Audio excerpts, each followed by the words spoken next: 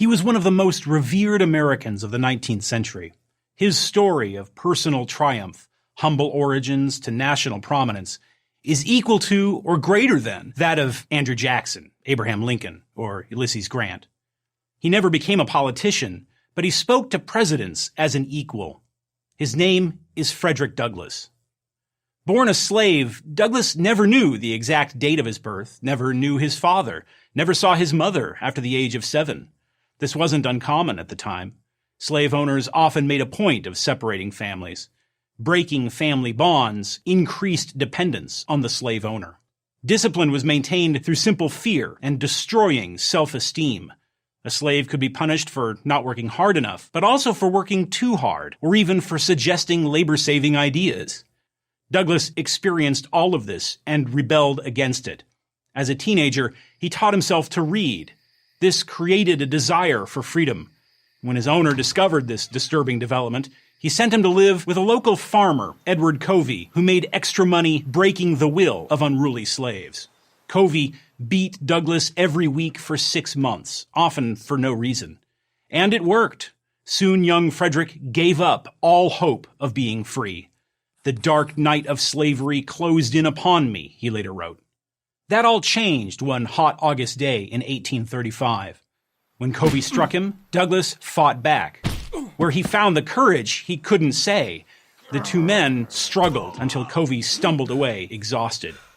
Covey never laid a hand on Douglass again. The teenage slave had stood up for himself. He considered this the most important lesson of his life.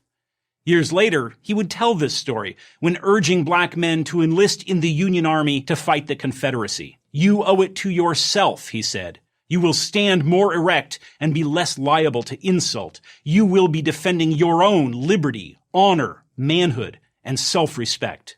Douglass made his escape from slavery in 1838, slipping into the North disguised as a U.S. Navy sailor. At any point along the rail journey, his flimsy cover could have been blown.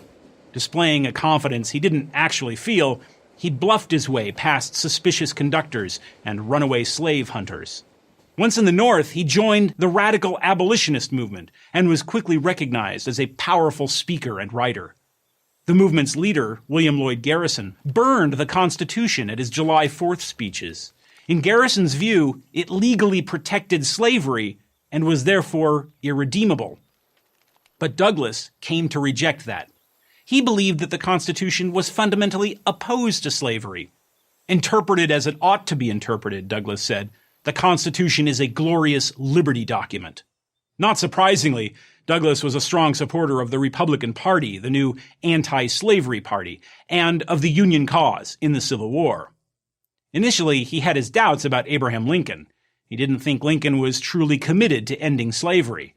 But he warmed up to the great emancipator as the conflict wore on. Lincoln, on the other hand, always admired Douglass. "Here comes my friend Douglass," Lincoln said when he saw him at his second inaugural in 1865. The Union victory ended slavery, but as the Democratic Party reestablished itself in the South in the 1870s and 80s, a new kind of racial oppression arose in the form of Jim Crow laws and, even worse, widespread lynching. This was a bitter pill for Douglass to swallow. But he never gave up the struggle and spent the last 3 decades of his life agitating for civil rights. Freedom, he was fond of saying, depended on 3 boxes: the ballot box, the jury box, and the cartridge box.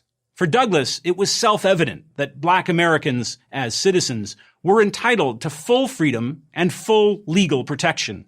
At a speech in 1893, when white hecklers began booing him, Douglass set his speech aside and spoke extemporaneously.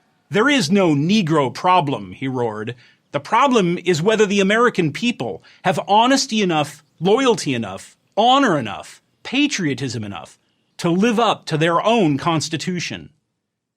He also believed that true liberty would only come for black Americans, as it comes for anyone, when they took full responsibility for their own fate. Ultimately, hard work and education would secure blacks the rights they deserved. There can be no independence without a large share of self-dependence. This virtue cannot be bestowed. It must be developed from within, he declared in his most popular lecture, appropriately titled Self-Made Men. Douglas defended equality and freedom until the day he died. Literally. He passed away in 1895 on his way to a political convention. He had well understood the deep prejudice that existed, but he never accepted it as an inherent part of American culture. My cause, he wrote, was and is that of the black man, not because he is black, but because he is a man. I'm Timothy Sandifer, author of Frederick Douglass, Self-Made Man, for Prager University.